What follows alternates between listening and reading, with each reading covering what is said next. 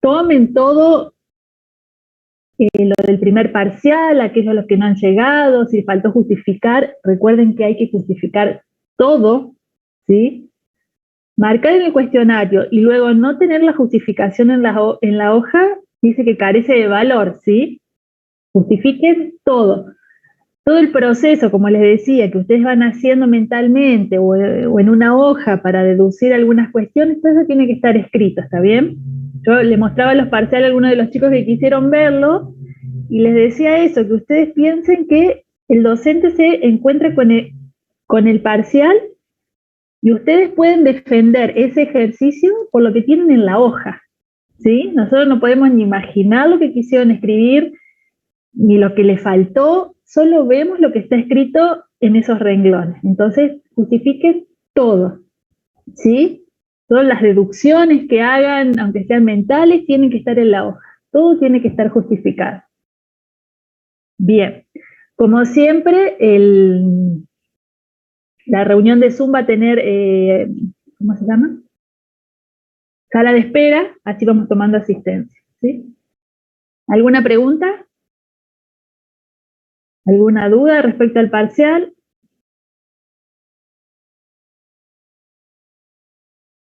Bien.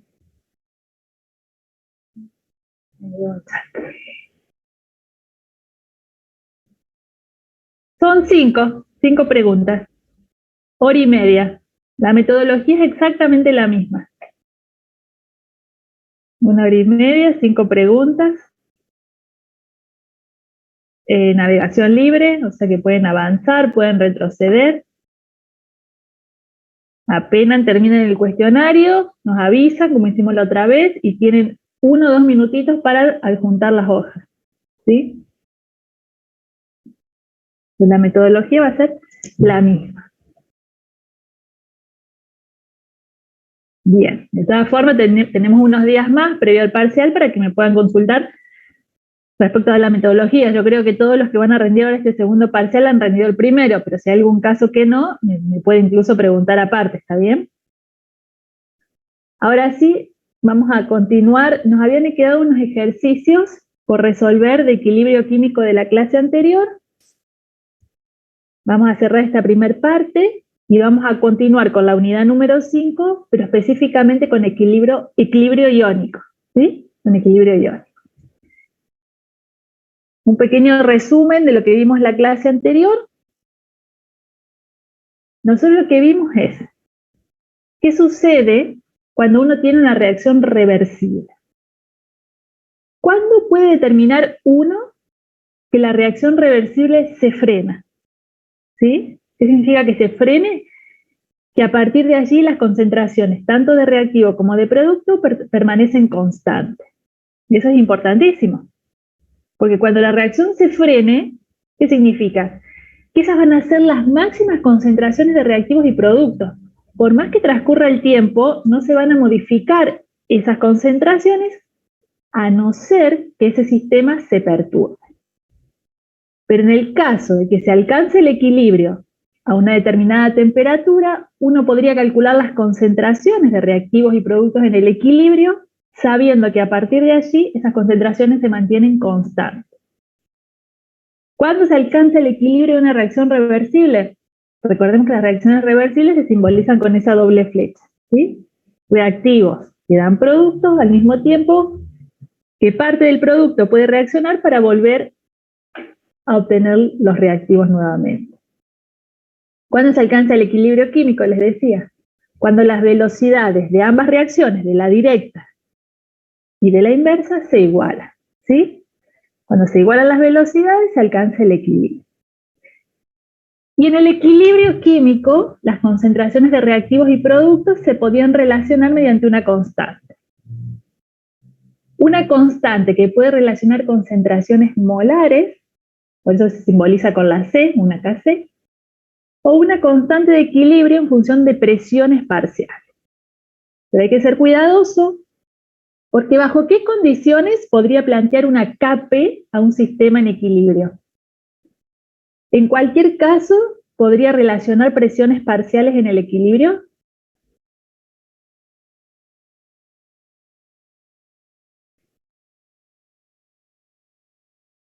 Bien, ¿sí? Necesito tener al menos un gas para poder plantear una CAPE. Si yo tengo al menos un gas y puedo medirle una presión parcial, en ese caso podría plantear una CAPE. Hemos visto también que KP y KC se pueden relacionar, ¿sí? Conociendo la temperatura absoluta, en la cual se encuentra el sistema. Vamos a utilizar en esa relación la constante de los gases, ¿sí? 0,082, y un delta N que ya lo vamos a ver en un ratito. Luego, también vimos que si bien se alcanza el equilibrio y a partir de allí las concentraciones de reactivos y productos se mantienen constantes y no se modifica la temperatura, ese sistema en equilibrio puede ser perturbado. ¿Sí? Nos hemos visto que las perturbaciones pueden ser un cambio en la concentración de reactivo o producto, un cambio en la presión o volumen, un cambio en la temperatura. ¿Sí? Y para analizar qué sucede con ese sistema que ha sido perturbado, se puede aplicar el principio de Le Chatelier, que dice que si un sistema en equilibrio es perturbado, el sistema se va a desplazar hacia productos o hacia reactivos de tal forma de contrarrestar esa perturbación. ¿Sí? Va a tratar de contrarrestar la perturbación desplazándose hacia un lado o hacia el otro. ¿Está bien? Bien, eso, un resumen, ¿sí? Lo que nos habían quedado acá. No sé si tienen alguna pregunta o voy avanzando sobre los ejercicios, me consultan. ¿Sí? Voy a anotar cuántos son. Bien. Bien. Apago acá por las dudas. Vamos a retomar este ejercicio, algo hemos visto en la clase anterior. El ejercicio dice la siguiente reacción exotérmica, alcanzado el equilibrio 240 grados centígrados. En un recipiente de 2 litros se encuentran presentes en equilibrio a esa temperatura 0,5 moles de A, 1 mol de B, 1,7 moles de C y 3 moles de D. Calcule KC y KP. Aquí tengo la ecuación, está balanceada, ¿sí? Por lo tanto ya puedo expresar la constante de equilibrio en función de las concentraciones, siempre teniendo en cuenta que dentro de la constante de equilibrio solo vamos a considerar aquellas sustancias que se encuentren en estado gaseoso o en solución. ¿Sí? Recordemos que dentro del paréntesis se expresa el estado de agregación de la sustancia. En este caso, este es un líquido puro, no lo consideramos dentro de la constante, sí vamos a considerar este reactivo gaseoso y este producto gaseoso. ¿Sí?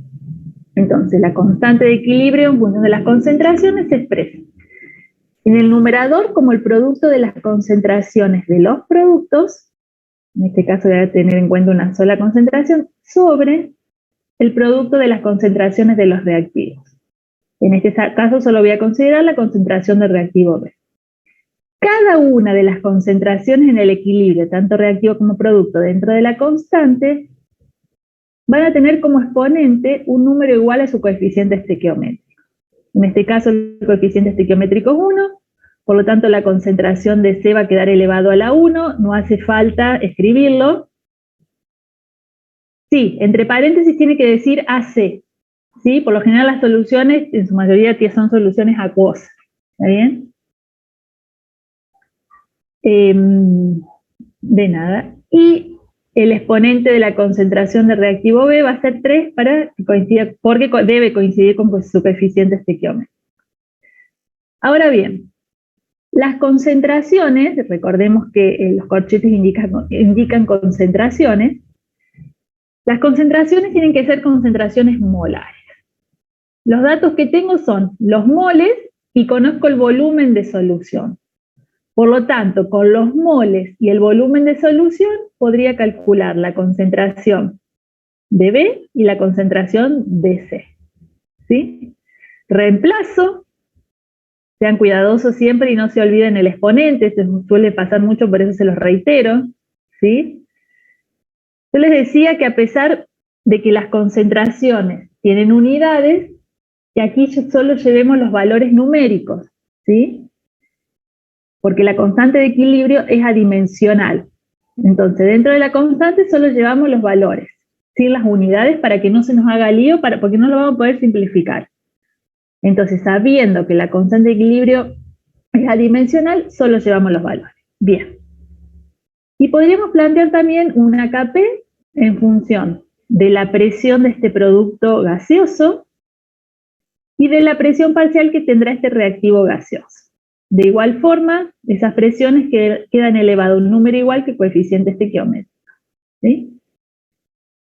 Para poder calcular Kp, podemos usar esta relación. R es la constante de los gases, 0,082. T es la temperatura absoluta. Sean cuidadosos porque acá tenemos la temperatura en grados centígrados. Habrá que pasarlo a grado Kelvin, por lo cual le vamos a sumar 273,15.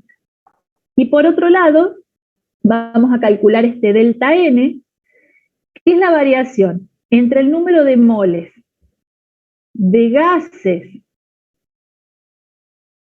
en los productos, que es 1, menos la sumatoria del número de moles de gases en los reactivos, que es 3. ¿Sí? 1 menos 3 menos 2. Ya tenemos todos los datos para reemplazar y poder calcular el Kp. ¿Sí? Hasta acá habíamos llegado, no sé si tienen alguna pregunta, alguna duda, o avanzamos.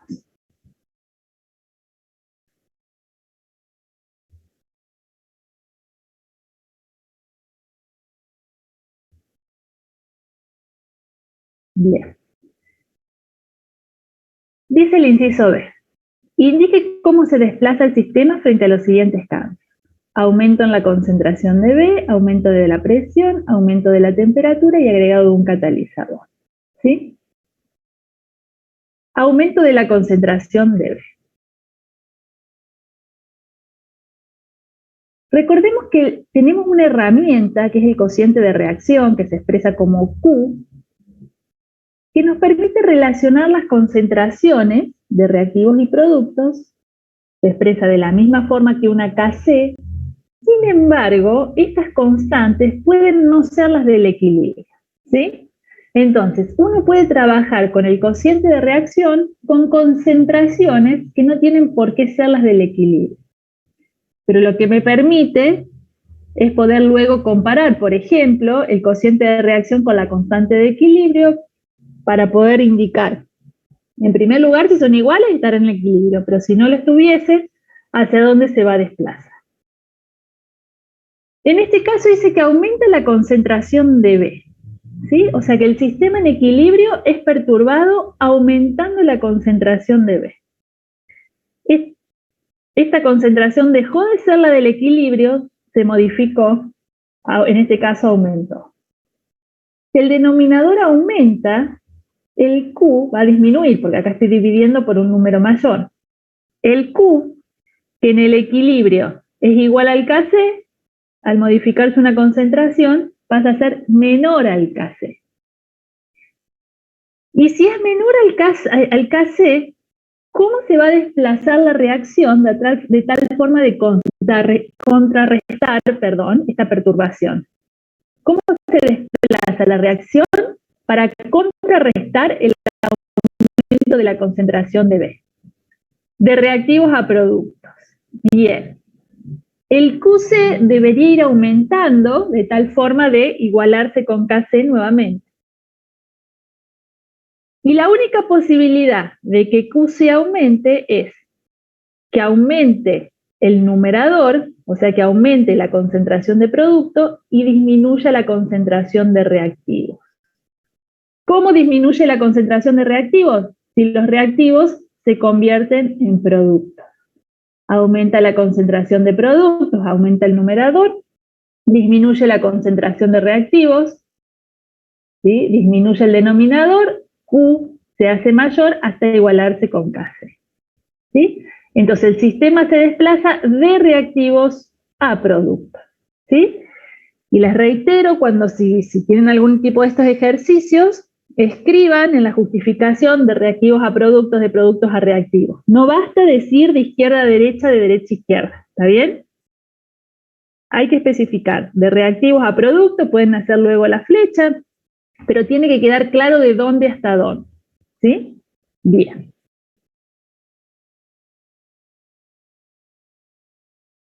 ¿Qué sucede ahora si el sistema en equilibrio, se perturba frente a un aumento de presión? Un aumento de la presión, ¿va a afectar este sistema en equilibrio?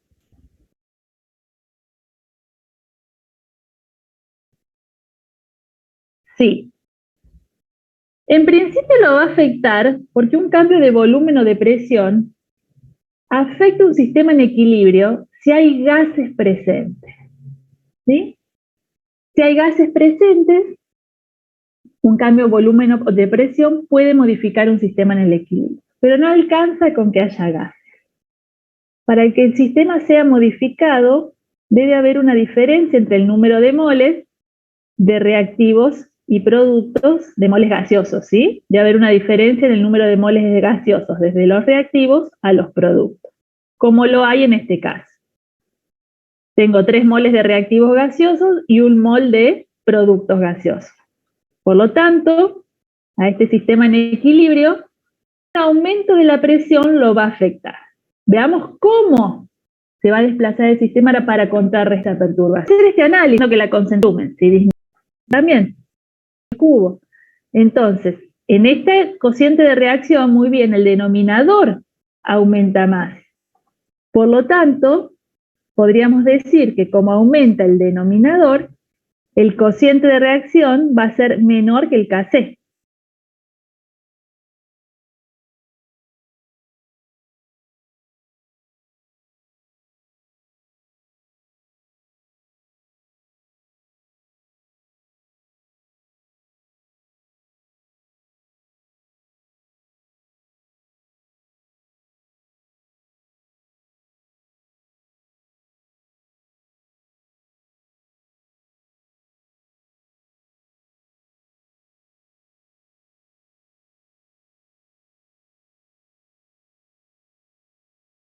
¿Sí? Cuando aumenta la presión, entonces, disminuye el volumen de los gases, aumenta la concentración de todos ellos, pero si expresamos un cociente de reacción, el denominador está elevado al cubo, fíjense que aumenta en mayor proporción. Por eso, por ende, el cociente de reacción se hace inferior respecto de Kc. Nuevamente, para que el sistema alcance el equilibrio, se va a desplazar de reactivos a productos de tal forma de que el cociente de reacción crezca y se iguale con Kc. Si se desplaza de reactivos, significa que los reactivos se consumen, esta concentración disminuye, el denominador disminuye, se generan los productos, o sea que esta concentración aumenta, el numerador aumenta, QC crece y se puede igualar con Kc restableciendo el equilibrio. ¿Sí? Entonces, cuando tienen un cambio de volumen o de presión, tienen que tener en cuenta, o el primer análisis que pueden hacer es si tienen presente gas. ¿Sí? Si tienen presente gases, luego analicen si tienen la misma cantidad de moles en ambos lados de esa ecuación. Porque si tuviesen la misma cantidad de moles de gases, Q va a variar en la misma proporción en el numerador y el denominador. Entonces, un cambio de volumen o de presión, si existe la misma cantidad de gases en los reactivos y productos, no va a afectar el sistema en equilibrio. Cuando aumenta la presión, disminuye el volumen. Vos pensás que la presión es como que te hace que las moléculas del gas se acerquen, ¿sí? Estás obligando a las moléculas del gas a acercarse, por lo tanto su volumen va a ser menor.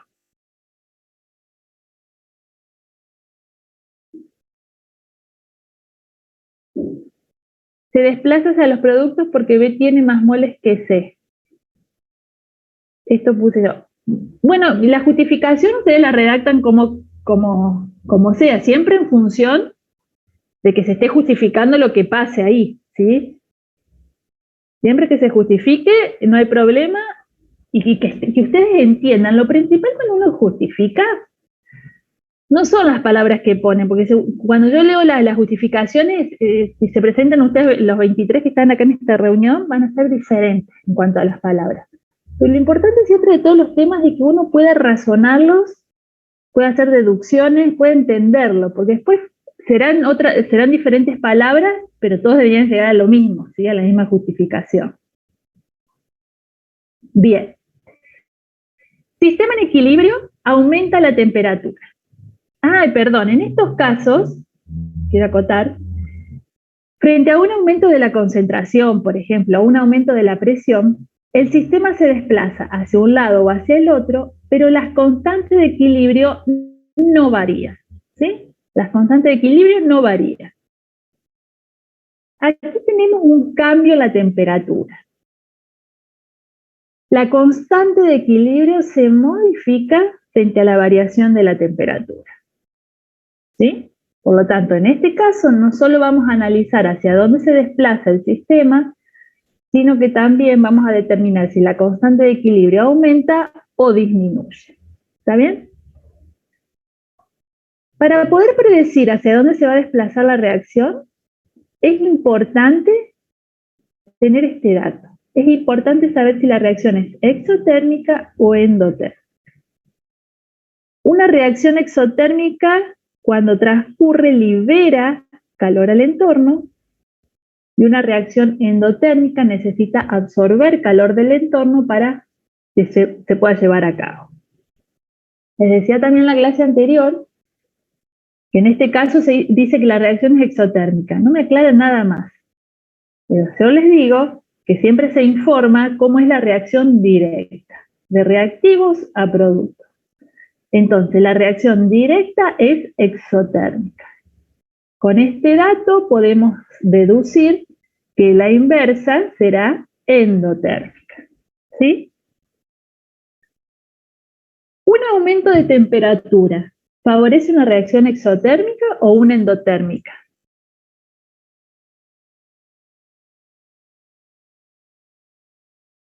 Favorece la endotérmica, muy bien. Porque la endotérmica necesita que haya calor en el entorno. Como necesita absorber calor, cuanto más calor hay en el entorno, más favorecida estará. Y el entorno tendrá disponible mayor cantidad de calor cuanto mayor temperatura tenga. ¿Sí? A mayor temperatura, mayor calor. Se genera mayor cantidad de calor. Por lo tanto, hay más calor disponible y se favorece la reacción endotérmica. Y esta es la exotérmica, la que se favorece es la endotérmica. O sea que la reacción que se favorece es la que va desde los productos hacia los reactivos. ¿Sí? El sistema se va a desplazar de productos a reactivos. Frente a un cambio de temperatura, dijimos que la constante va a variar. Si se favorece la reacción de productos a reactivos, va a aumentar la concentración de reactivos, ¿sí? Y va a disminuir la concentración de productos. Por ende, la constante de equilibrio frente a esta nueva temperatura, ¿sí? A la nueva temperatura va a tener un valor menor, va a disminuir, ¿sí? Entonces, cuando hay un cambio de temperatura, no solo vamos a analizar, o debiéramos ser capaces de analizar hacia dónde se desplaza el equilibrio, sino también podríamos deducir qué va a pasar o qué va a suceder con la constante de equilibrio. ¿Va a aumentar o va a disminuir? Este análisis nos permite o nos indica qué va a suceder con Kc. Si la reacción ocurre de productos a reactivos, los productos se consumen, o sea que esta concentración disminuye, se generan reactivos, esta concentración aumenta, ¿sí? Numerador disminuye, denominador aumenta, Kc disminuye. ¿Sí? En este caso, disminuye. ¿Estamos hasta acá? ¿Alguna pregunta?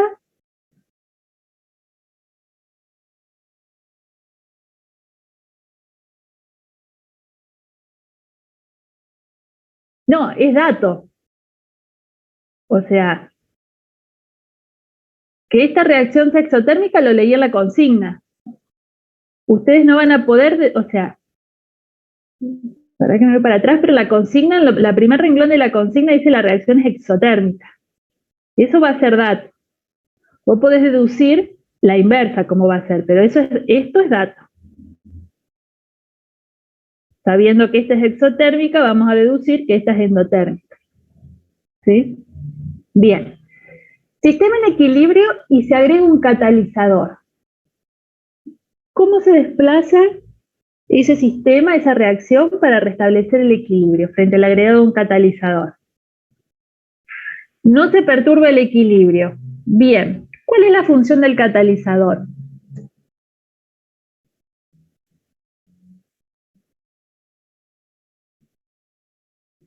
Disminuye la energía de activación. Muy bien, disminuye la energía de activación. Ofrece un camino, trayectoria diferente para disminuir la energía de activación. Disminuye la energía de activación, por lo que la constante de equilibrio aumenta, y si aumenta la constante de equilibrio, también lo hace la velocidad de la reacción. Por lo tanto, agregar un catalizador permite aumentar la velocidad de la reacción. ¿Por qué el agregado de un catalizador no desplaza el sistema en equilibrio? Porque si bien aumenta la velocidad de una reacción, aumenta la velocidad de la reacción directa en la misma proporción que aumenta la velocidad de la reacción inversa. Ambas reacciones, la directa y la inversa, se aumentan en la misma proporción, ¿sí? Si A y B reaccionan a mayor velocidad para obtener C y D, una vez que se obtuvieron C y D, reaccionan con mayor velocidad para obtener A y B nuevamente, ¿sí? Por lo cual, el agregado de un catalizador no modifica el sistema en equilibrio, ¿sí? No lo modifica. Si bien permite disminuir la energía de activación para aumentar la velocidad de la reacción, aumenta la velocidad de la reacción directa e inversa en la misma proporción. Por ende, las relaciones entre las concentraciones se mantienen, no se modifica el valor del cociente de reacción, por ejemplo, por lo cual no se desplaza el sistema en equilibrio. ¿Sí? Bien, hasta acá hemos visto la clase anterior. No sé si tienen alguna duda.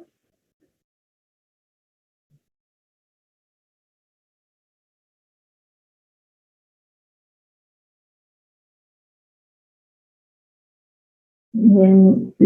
Te redondeo cuando me preguntabas de dónde saca que la reacción es exotérmica. Uno puede determinar, nosotros acá no vemos termodinámica, nos faltaría desarrollar esa unidad para que ustedes puedan, con datos de tablas, poder decir si la reacción es exotérmica o no, o es endotérmica. Como nosotros no desarrollamos la unidad de termodinámica, ustedes no podrían determinar si la reacción es endotérmica o exotérmica, por lo tanto, siempre tiene que ser dato, ¿sí? Siempre tienen que tener el dato. En este caso, dice reacción exotérmica, pero el dato podría haber sido delta H menor a 0, ¿sí? Si el delta H es menor a 0, es una reacción exotérmica. Y si el delta H es mayor a 0, la reacción es endotérmica. O sea, eso para ustedes tiene que ser un dato, ¿sí? Siempre el dato respecto a si la reacción es exotérmica o endotérmica corresponde a la reacción directa. Reitero, lo que ustedes sí pueden hacer es deducir cómo será la reacción inversa. ¿Sí? Ustedes pueden saber cómo será la reacción inversa en función del dato que tengan de la reacción directa. ¿Sí? Bien. Entonces les decía que hasta acá llegamos la clase anterior. Tengo algún ejercicio más, pero vamos a volver, primero vamos a avanzar un poquito más en equilibrio iónico y luego vamos a volver a esos ejercicios que me han quedado. En el práctico, de todas formas, van a seguir trabajando, ¿sí? Bien. Nosotros comenzamos la unidad número 5, ya desarrollamos cinética química y estamos trabajando la parte de equilibrio químico, ¿sí? Dentro del equilibrio químico, esta parte la podemos englosar dentro de lo que podríamos llamar equilibrio iónico. También vamos a plantear un equilibrio, también son reacciones reversibles, Pero ¿por qué hace referencia a iónico? Porque en realidad empiezan a aparecer las especies iónicas.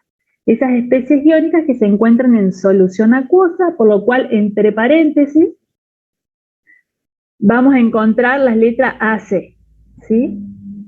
Que significa que están en solución acuosa. Por lo general, estos equilibrios iónicos se plantean cuando tenemos presente ácidos, bases o algunas sales. ¿Sí? Uno puede plantear un equilibrio iónico entonces cuando tenemos ácidos, bases o sales. Dentro de los ácidos, ¿sí? Podríamos clasificarlos como ácidos fuertes o débiles.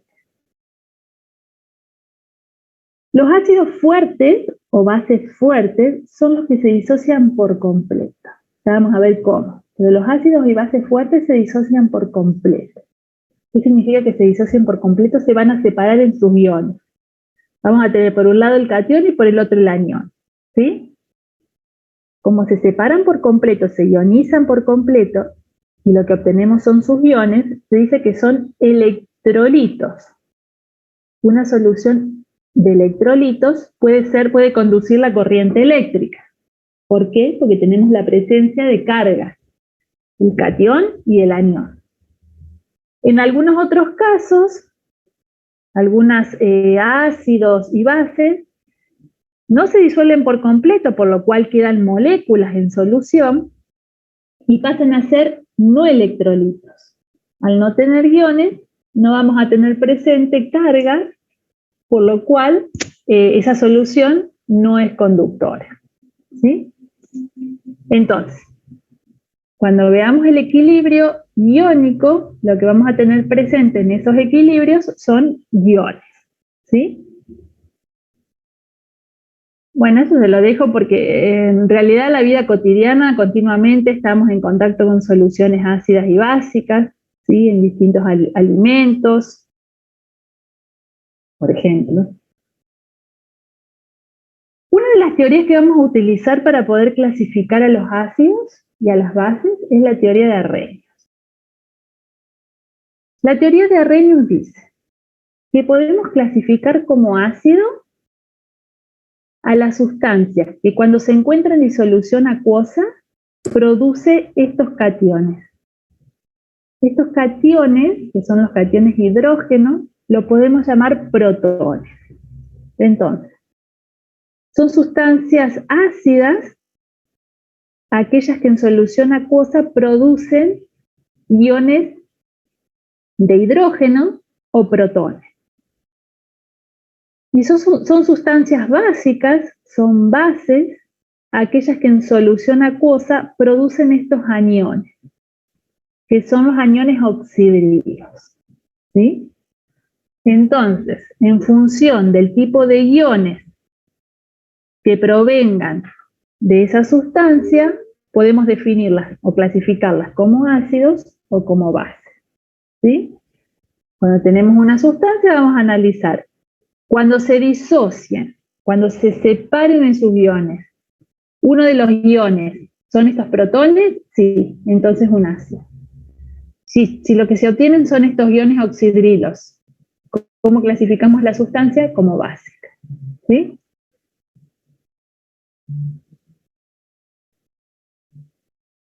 En realidad son bases. Lo que podemos obtener son soluciones básicas o alcalinas. ¿Sí? Las soluciones pueden ser básicas o alcalinas, que pueden ser lo mismo, pero la sustancia pura sería base. ¿Sí?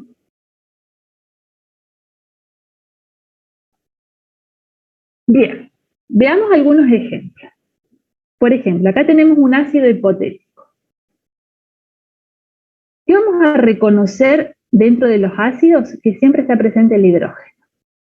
¿Sí? En los ácidos siempre está presente el hidrógeno. Por lo tanto, cuando un ácido se disocia, ¿sí? ¿Qué vamos a obtener en la disociación? Por un lado el anión y por el otro lado el catión, que siempre va a ser el mismo. ¿Qué significa que se disocie? Que se rompa aquí el enlace.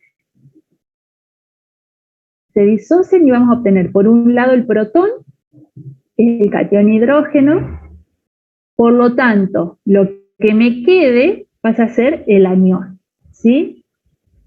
Siempre que se disocie en un catión, también debe estar presente el anión, para mantener la neutralidad que tenía el ácido al inicio, ¿sí? Catión, carga positiva, anión. Por ejemplo, este es un ácido verdadero, este es el ácido clorhídrico, ¿sí? En solución acuosa se separa. O sea que a partir del ácido vamos a tener la flecha y estos son nuestros productos. Esto es lo que vamos a tener en solución. Por un lado, el catión hidrógeno, ¿sí? El protón, y si esto se disocia, por un lado voy a tener el protón, lo que me quede, que en este caso es el cloruro, va a ser mi anión, ¿sí? Aquí tenemos el ácido sulfúrico, tiene la presencia de hidrógeno. Cuando se disocie en sus iones, voy a tener por un lado dos protones, ¿sí? Dos cationes hidrógeno, y lo que me quede va a ser el anión. En este caso es el anión sulfato con carga -2.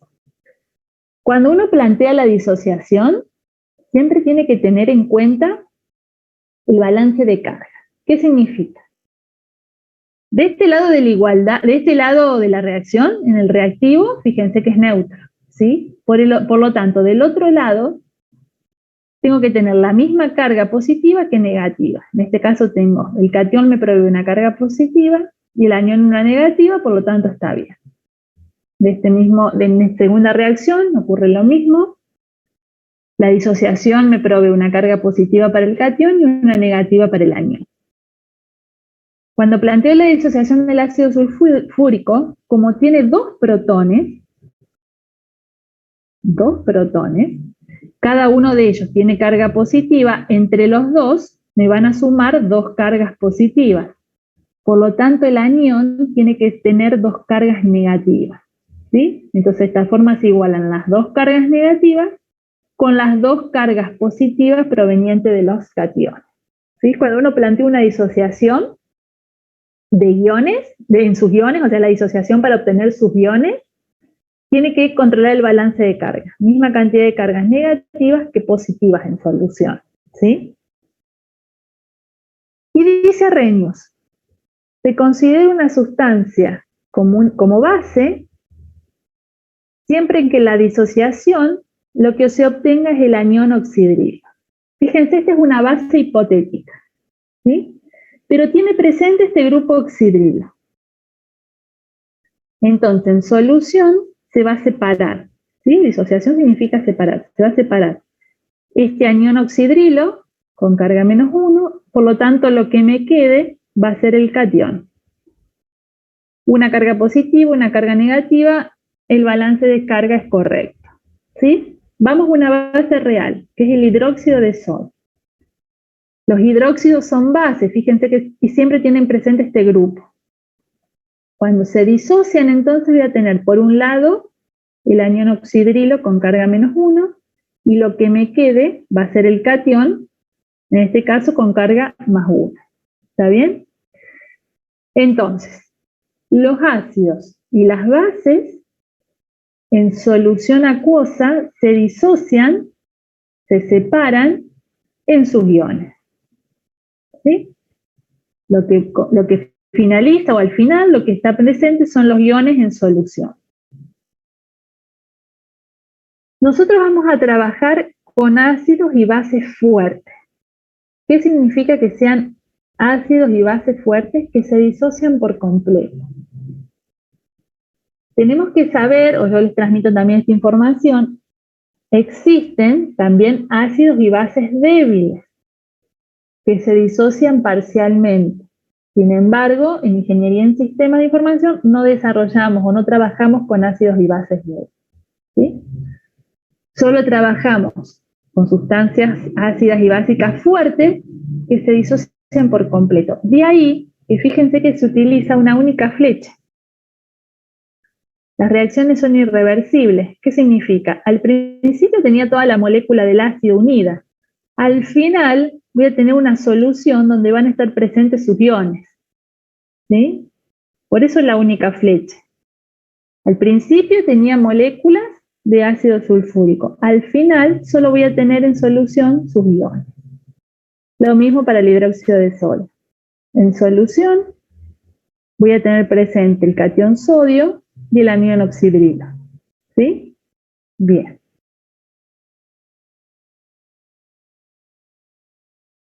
Cuando uno analiza o trabaja con sustancias ácidas y básicas, es importante conocer lo que le sucede al agua. ¿Por qué? Porque estas sustancias, estas soluciones que forman los ácidos y las bases, son soluciones acuosas, ¿sí? Se disocian en presencia del agua. Por lo tanto, vamos a analizar lo que le sucede al agua pura, ¿sí? Imagínense que ustedes tienen un vaso, o si tienen un vaso a su alrededor en la mesa, lo que tenemos dentro del vaso son todas moléculas de agua, ¿sí? Todas moléculas de agua. El agua se disocia parcialmente, por eso la doble flecha. ¿Y cómo se disocia el agua? El agua se disocia en el protón, el catión hidrógeno, y el anión oxidrilo, ¿sí? El agua se disocia entonces en sus iones también, se genera el protón y se genera el anión oxidrilo, pero parcialmente. Por eso lo planteamos con una reacción reversible. En el equilibrio estarán presentes moléculas de agua enteras y sus iones, ¿sí? Esto se dice que es la autoionización del agua. Y como es una reacción reversible, para poder saber las concentraciones en el equilibrio, podemos plantear, bueno, podemos plantear una constante de equilibrio, ¿sí? Para saber en qué momento, o en realidad cuando se alcance el equilibrio, ¿sí? Podemos plantear una constante, como ya hemos visto. Se consideran las especies en solución acuosa, por lo tanto, en este caso, en el numerador me va a quedar el producto de la concentración de protones por la concentración de oxidrilo, cada uno de ellos elevado a un número igual que el coeficiente estequiométrico, sobre la concentración del agua. Pero recuerden que como el agua es un líquido puro, su concentración no se tiene en cuenta dentro de la constante de equilibrio.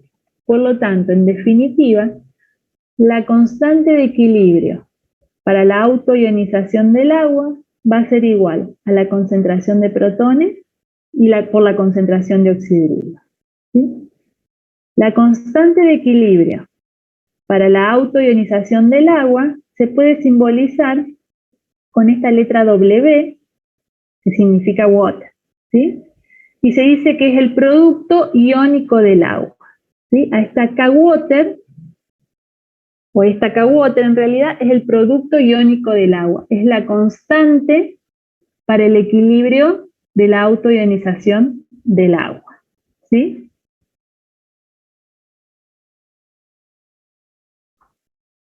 Podría plantear la disociación del agua a partir de dos moléculas, ¿sí? Por lo que se genera el catión y el anión. El anión, fíjense, que es el anión oxidrilo.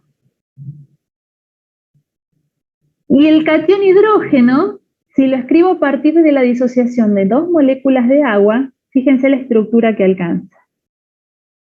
Pero lo importante es saber que el ion hidróneo es igual a los protones.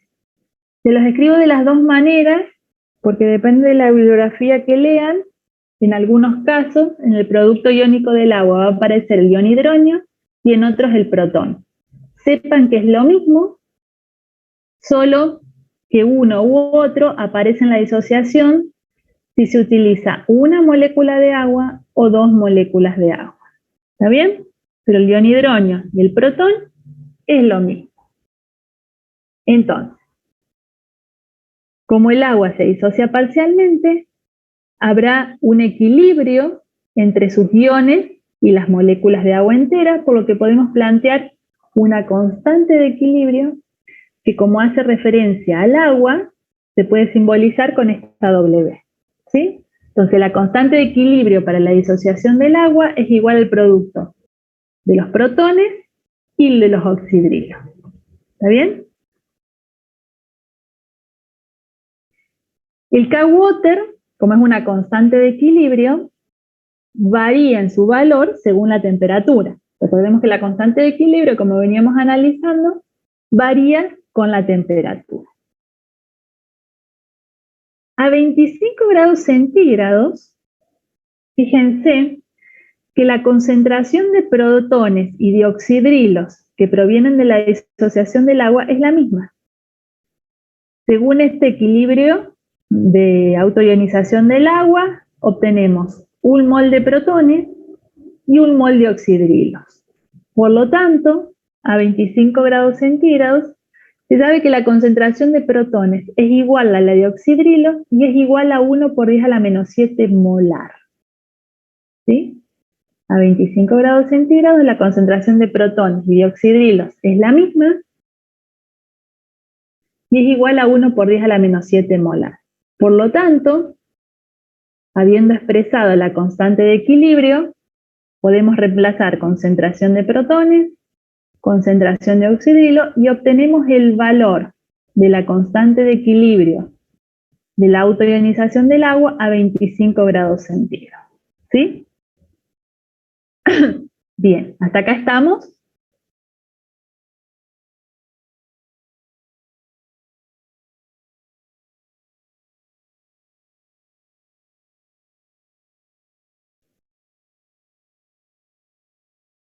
Bien.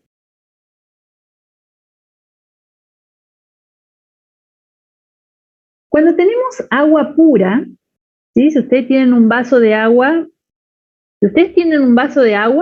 ahí adentro, ¿qué van a tener?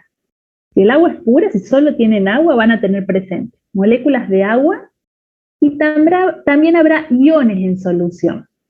¿Sí? Si tienen agua pura, sabiendo que la concentración de protones es la misma que la de oxidrilos, podríamos decir que tenemos una solución neutra.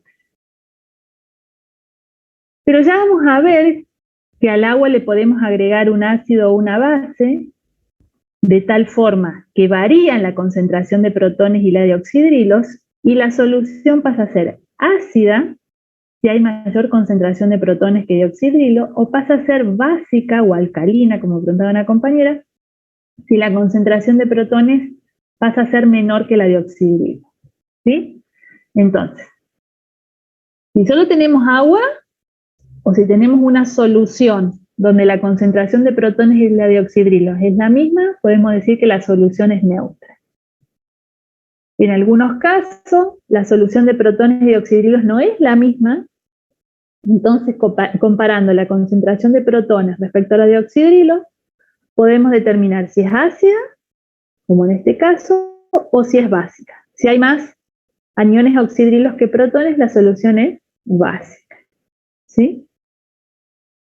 Entonces, fíjense como por ejemplo este ejemplo que dice a 25 grados centígrados, ¿cuál es la concentración de los iones oxidrilos en una solución acuosa de ácido clorhídrico? Cuya concentración del ion hidrógeno, es de 1,3 molar. Vamos a analizar todos los datos que podemos extraer de esta consigna. Importantísima es la temperatura, porque hemos visto que a 25 grados centígrados la constante de equilibrio va a ser un dato para nosotros. A 25 grados centígrados el K-Water es igual a 1 por 10 a la menos 14. ¿Sí? Entonces, a 25 grados centígrados vamos a averiguar cuál es la concentración de los iones oxidrilos en una solución acuosa, o sea que tenemos agua y un ácido, y además tenemos el dato de la concentración del ion hidrógeno, de los protones. Entonces, este dato lo tenemos.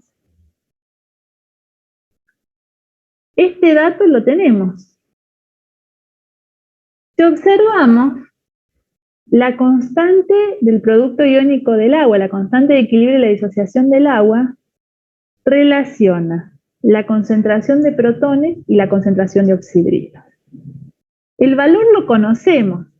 Entonces, si conocemos la concentración de protones, rápidamente podríamos conocer la concentración de oxidrilos o viceversa. ¿Está bien? Entonces, si este valor es dato, conozco la concentración de protones, despejo, ¿sí? K-Water pasa dividiendo la concentración de protones y puedo determinar la concentración de oxidrilos. ¿Sí? ¿Por qué? Porque la K-Water relaciona concentración de protones y concentración de oxidrilos. Ambas concentraciones varían de tal forma que su producto sea igual a 1 por 10 a la menos 14. ¿Sí? El producto de la concentración de protones y de oxidrilos en esta solución tiene que ser igual a 1 por 10 a la menos 14. Tiene que compensar ese valor porque a 25 grados centígrados la constante de equilibrio del agua es este valor. ¿Sí? Entonces, conociendo la concentración de uno, podemos conocer la concentración del otro ion, ya que están relacionados por el K-Water. ¿Sí? Importantísimo cuando uno conoce la concentración de protones, por ejemplo, es poder determinar el pH. El pH es una medida de la acidez de esa solución. ¿Sí? Si yo conozco la concentración de protones de la solución y realizo su menos logaritmo en base 10, el menos logaritmo de la concentración de protones me da un valor. Ese valor es un pH. ¿Sí? Es el pH, una medida de la acidez. ¿Por qué decimos que es una medida de acidez? Porque en función a su valor, nosotros podemos decir que si la concentración de protones es igual a la concentración de oxidrilos, la solución es neutra. ¿Por qué? Porque si esto ocurre, siempre hablando a 25 grados, acá tenemos el dato, 25 grados centígrados, la concentración de protones es 1 por 10 a la menos 7. Si ustedes toman la calculadora ahora, y yo lo que les aconsejo siempre es que con estos ejercicios trabajen previos al parcial, ¿sí? Porque tienen mucha notación científica, tienen logaritmos, y recuerden que es el día del parcial, no decimos cómo trabajar con la calculadora, etcétera, pero previamente a ello pueden consultar todo lo que quieran, ¿está bien?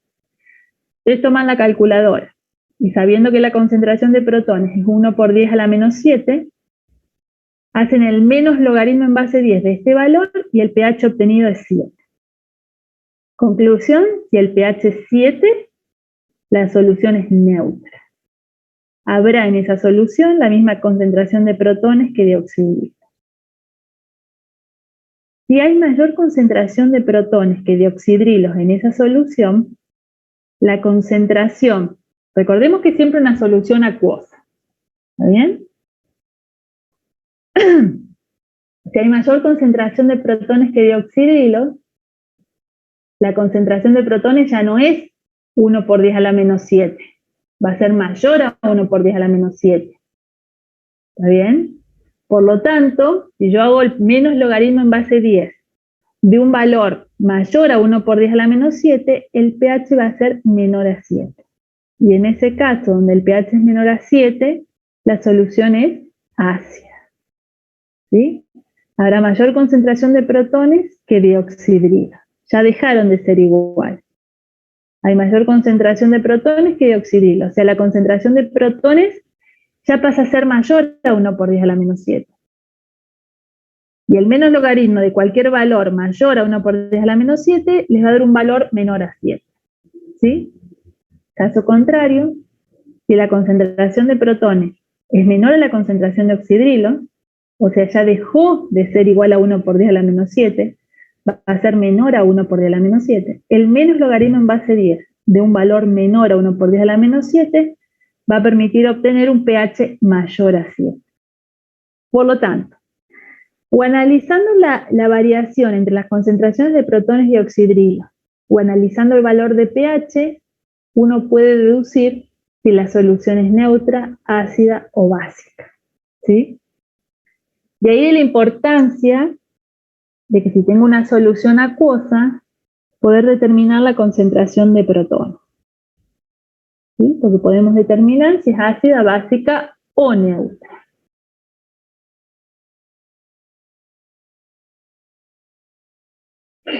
El pH se puede medir por un pHímetro, ¿sí? Un pHímetro, por ejemplo, vamos a suponer que acá tengo una solución acuosa, quiero medir su pH, por lo que se introduce un electrodo. Un electrodo es como un tubito de vidrio y adentro está el electrodo. Ese electrodo lo que mide de esta solución es la concentración de protones. Luego se traduce, se hace el menos logaritmo y lo que vemos en la pantalla directamente es el pH. ¿Sí? Entonces este es un sensor con un electrodo que mide la concentración de protones. El aparato lo traduce y lo que leemos acá es en realidad el menos logaritmo de esa concentración, es el valor de pH. Al mismo tiempo podríamos medir una temperatura. ¿Sí? Si no tenemos este aparato, también lo que viene son cintas que pueden estar, por ejemplo, embebidas en alguna sustancia orgánica, que son sustancias con colores, pero que a su vez cambian ese color cambian a otro color según la solución sea ácida o básica. ¿Sí? Si yo coloco esa cintita de color en una solución ácida, va a cambiar de color hacia un color conocido. Y si la pongo dentro de una sustancia alcalina básica, también va a cambiar de color, pero también voy a tener una referencia para saber que si cambió de color o el color el que cambió, me va a indicar el pH aproximado que puede tener. ¿Sí? Fíjense que acá tenemos una tablita con distintos colores. La sustancia, al colocarse dentro de una solución, podría tomar alguno de estos colores. Entonces, en función de eso, podríamos decir aproximadamente cuál podría ser su pH. ¿Sí? Al mismo tiempo, lo que podemos ver acá es el pH de algunas soluciones conocidas. ¿Sí? Del amoníaco, por ejemplo, fíjense que tiene un pH de 11, es un pH mayor a 7, por lo que es una solución básica. ¿Sí? El agua pura es neutra, por lo tanto su pH es 7. El jugo de limón, el vinagre, son soluciones ácidas, ¿sí? Dado su valor de pH igual a 2, por ejemplo. Bien. Acá tenemos la escala de pH que se ve mejor, ¿cierto? Entonces la sustancia orgánica se introduce dentro de la solución y cambia de color. Supongamos que cambió un color verdoso, entonces vengo a esta escala y trato de ubicar el color verde dentro del valor más próximo, ¿sí? Trato de coincidir el valor verde que tomó la cinta con alguna de estas tonalidades del verde. El verde más aproximado me va a indicar el valor de pH. ¿Cuál les parece que tiene más exactitud? ¿Qué técnica? Si tienen la posibilidad de poder comprarse elementos, etcétera, ¿cuál adquirirían para tener mayor certeza? ¿Qué les parece?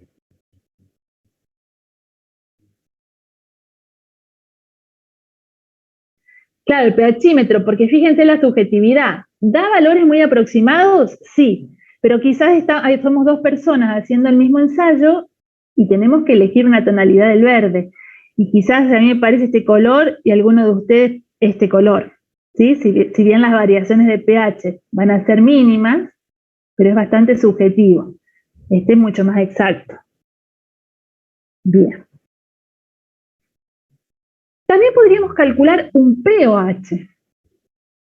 ¿Sí? El pH, como decíamos recién, se calcula a partir de la concentración de protones. Es el menos logaritmo de la concentración de protones.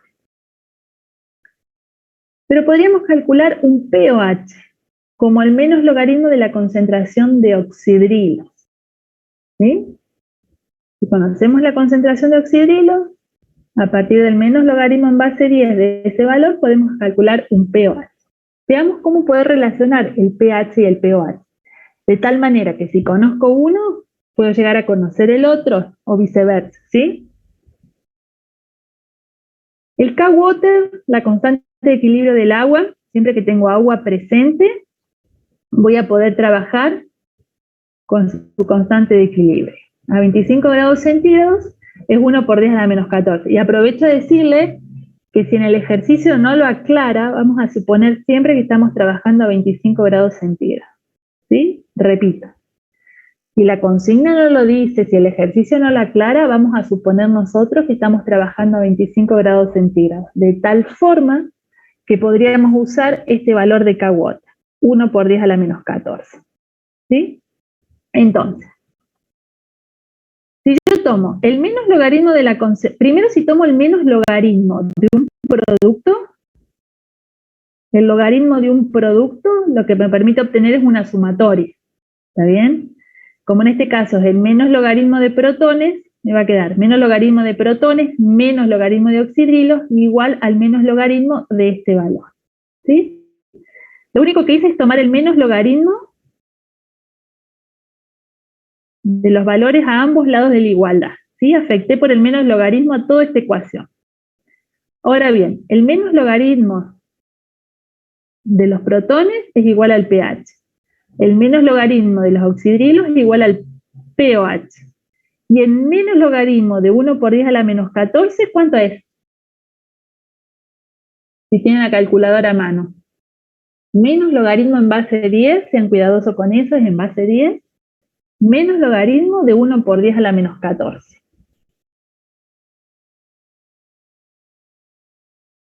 Bien, 14. Entonces, en este caso vamos a poder relacionar y vamos a poder decir que el pH más el pOH es igual a 14 a 25 grados centígrados. ¿Sí? Al saber esto, si yo pude calcular el pOH, rápidamente a 14 le resto el pOH y puedo tener el valor de pH. O viceversa. Si conozco el pH, puedo despejar pOH y calcularlo. ¿Sí? Porque el pH más el pOH están relacionados. Su sumatoria es igual a 14. ¿Sí? Y para ir cerrando esto, entonces el pH es una medida de la acidez. Su valor me permite saber si la solución es ácida, básica o neutra. Si la solución es neutra, dentro de esa solución, la concentración de protones y la de oxidrilos es la misma. Si la solución es ácida, la concentración de protones será mayor a la de concentración de oxidrilos, y si la solución es básica, la concentración de oxidrilos será mayor que la de protones. ¿Sí?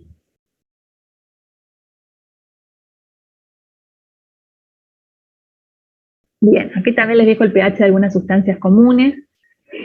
¿Sí? Fíjense la sangre, que son todas soluciones. Vamos desde soluciones ácidas a soluciones básicas, pasando por soluciones neutras. ¿Sí? Valores menores a 7 me indican soluciones ácidas, valores mayores a 7 me indican soluciones básicas. Bien. Comenzamos esta parte de equilibrio iónico y yo definía los electrolitos fuertes. ¿Sí? Los electrolitos fuertes son aquellas sustancias que se disocian por completo, se disocian totalmente. ¿En qué se disocian? En sus iones. Y si son electrolitos fuertes, como en el caso de algunos ácidos y algunas bases con las que vamos a trabajar, porque reitero, nosotros vamos a trabajar con ácidos y bases fuertes, lo que vamos a plantear es que se disocian por completo. Por eso vamos a escribir una reacción reversible. Del ácido, lo que pasamos a tener finalmente en solución son sus iones. ¿Sí? Se disocian por completo, ya no me queda más la molécula entera. Lo que voy a tener es como si se rompe esta molécula y lo que voy a tener en solución son sus iones. Lo mismo para las bases fuertes. Se disocian por completo. Dejo de tener la molécula para pasar a tener los iones separados en solución.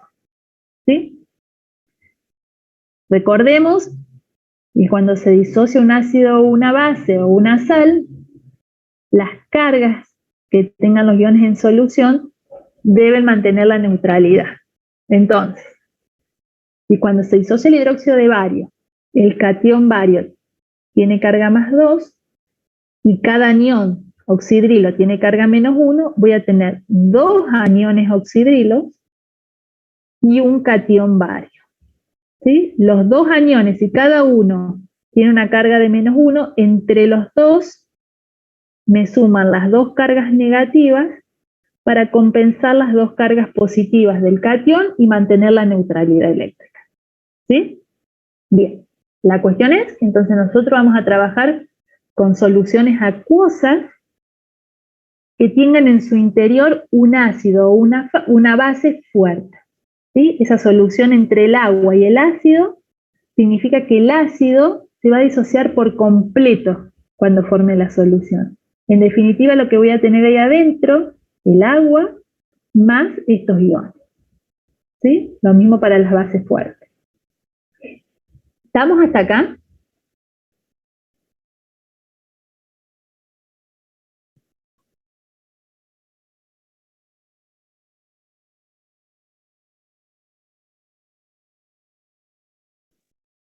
Bien.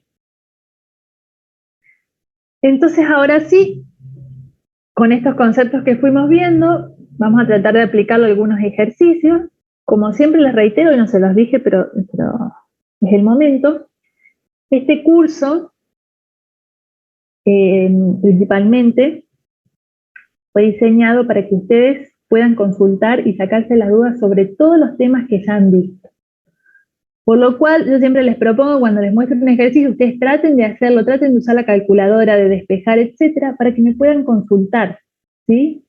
Y cuando vamos cerrando los temas, ustedes luego puedan verlo, vuelvan a la próxima clase, sacarse todas las dudas que le han quedado, o sea el momento que ustedes aprovechen esta clase para que yo se los explique de 10 maneras diferentes, porque puedo no ser clara en alguna de ellas. La cuestión es que ustedes puedan cerrar los temas, ¿sí? Esa es la idea. Por lo tanto, en este ejercicio les propongo que calculemos el pH de una solución de ácido clorhídrico 0,1 molar y la concentración de todos los iones presentes. O sea que entre todos vamos a resolver este primer ejercicio. En realidad lo vamos a resolver entre todos porque todos vamos a participar. Y se calcula el pH de una solución de ácido clorhídrico 0,1 molar y la concentración de todos los iones presentes. ¿Me aclara cuál es el solvente? No. ¿Cuál será el solvente en esta solución? El agua. Muy bien.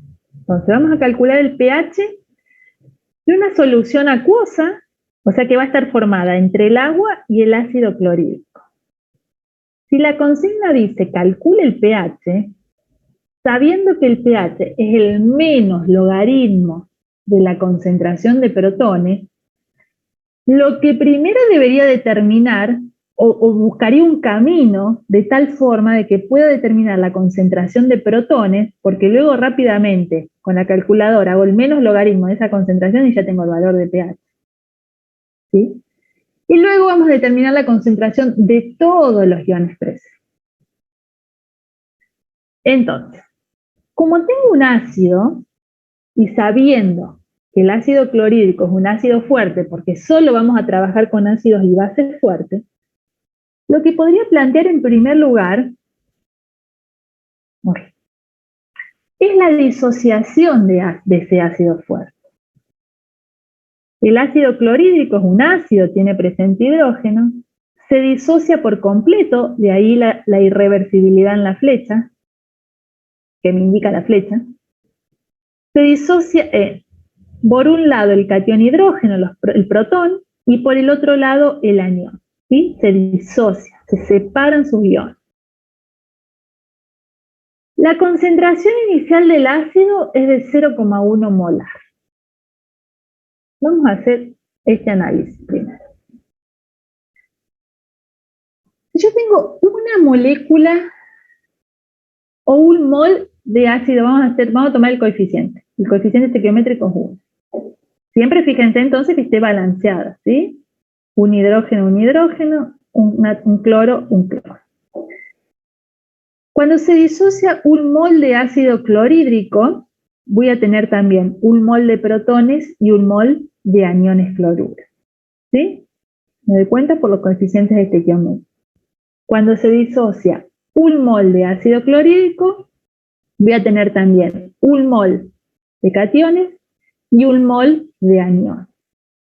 Les pregunto, si en lugar de tener un mol de ácido clorhídrico tengo 0,1 moles, ¿cuánto voy a tener de los cationes y cuánto de los aniones en esa solución?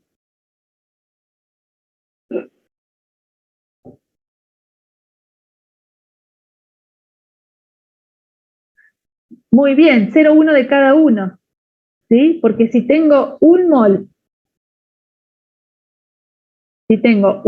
de ácido clorhídrico, al disociarse tengo un mol de cationes, un mol de aniones. Si tengo 0,1, también voy a tener 0,1 de los cationes y 0,1 de los aniones. ¿Sí? Voy a tener la misma cantidad de cationes y de aniones. Si estuviese en el aula, lo que haría es tomar, que ustedes lo pueden hacer ahí en su casa. Toman un pedazo de papel, ¿sí? Un papel, y escriben ácido clorhídrico. Escriben esta fórmula. Como es una disociación, yo lo estoy haciendo en este momento, me escribí ácido clorhídrico, ustedes tienen un único papel, ¿sí? Ustedes tienen una única molécula dibujada en el papel de ácido clorhídrico. Disociar significa que se va a romper esa molécula, que es lo que estoy haciendo con mi papel, la voy a separar justo y me va a quedar por un lado el catión hidrógeno y por el otro lado el anión cloruro.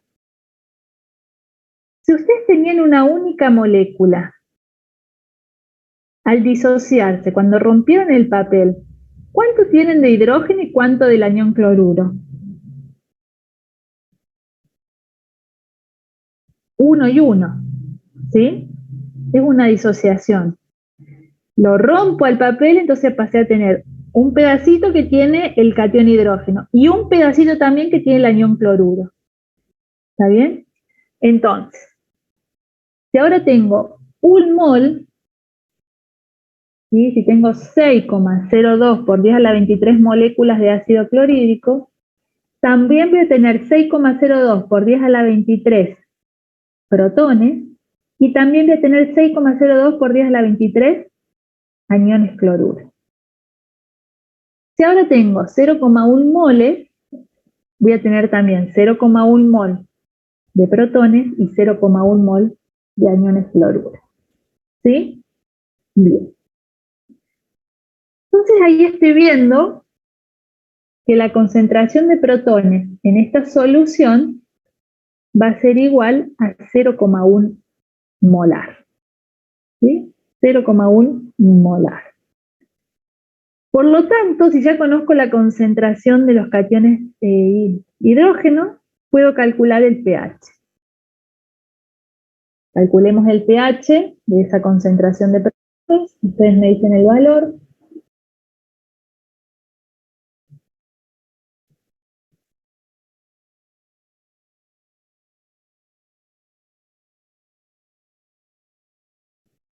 Menos logaritmo en base 10 de 0,1.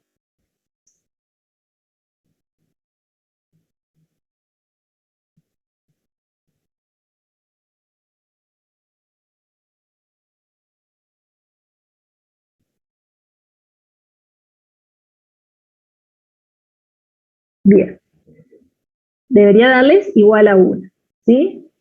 El pH de esta solución de ácido clorhídrico, muy bien, es igual a 1. Ya tenemos el valor del pH. Nos falta ahora la concentración de todos los iones presentes. ¿Qué otros iones tengo presentes? Y bueno, de esta disociación, además de los protones, también tengo presentes estos iones, los aniones cloruro. Entonces, también tendré presente a los aniones cloruro con esta concentración. ¿Sí? ¿Tendré algún otro ion presente en esta solución? o los únicos iones presentes en esta solución serán estos dos, los protones y los aniones cloruros provenientes de la disociación del ácido clorhídrico.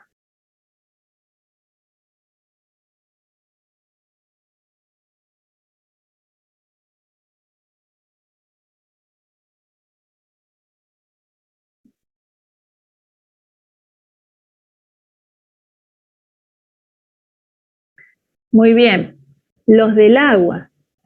Muy bien, no me tengo que olvidar que esta es una solución acuosa, o sea que además del ácido clorhídrico, lo que tengo presente es agua. Y el agua yo ya sé que se disocia parcialmente en los protones y en los oxidrilos. O sea que en esta solución voy a tener estos dos equilibrios. La disociación completa del ácido clorhídrico, por lo tanto voy a tener estos iones hidrógeno, los iones cloruro, pero también voy a tener los iones que provienen del agua. Uno se repite, son los cationes de hidrógeno, pero acá tengo presente los aniones oxidrilos, ¿sí? No me tengo que olvidar que tengo presente agua. ¿Podría haber sumado estos dos valores de protones para calcular el pH? Sí, hubiese sido lo más acertado. Que sume los protones que provienen del ácido, que sume los protones provenientes del agua para calcular el pH, porque en definitiva esta es mi concentración total de protones. ¿Por qué no consideré, por qué les parece a ustedes que puedo no considerar la concentración de protones proveniente del agua?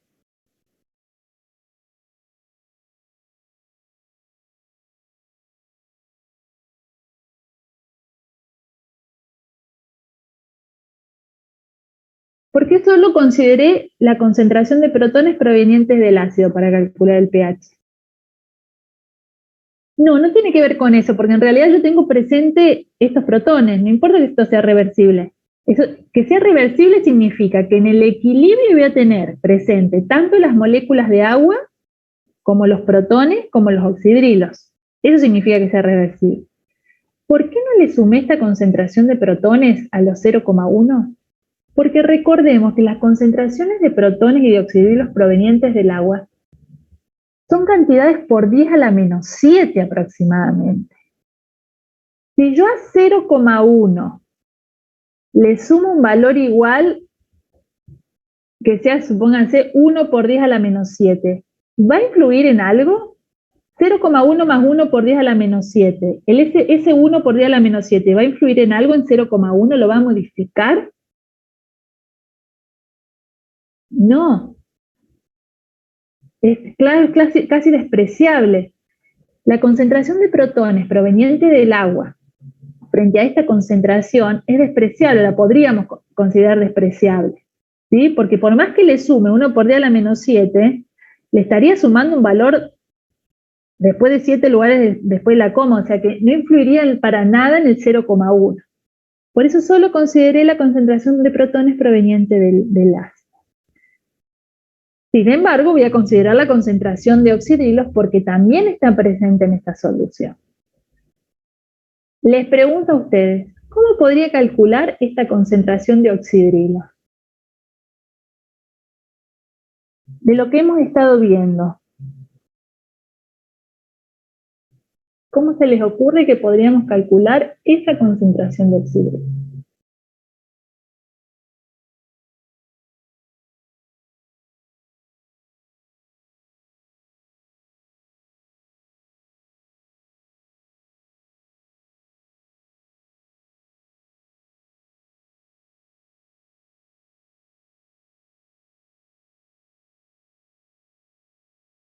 El K-Water, muy bien. Si tengo presente agua en la solución, sabiendo que el agua se disocia parcialmente, lo que voy a poder plantear acá es una constante de equilibrio, el K-Water, que relaciona la concentración de protones y la concentración de oxidrilos, ¿sí? Las concentraciones de protones y de oxidrilos están relacionadas, voy a avanzar esto rápido porque, acá, la concentración de protones y de oxidrilo están relacionadas en la constante de equilibrio del agua, en la K-water.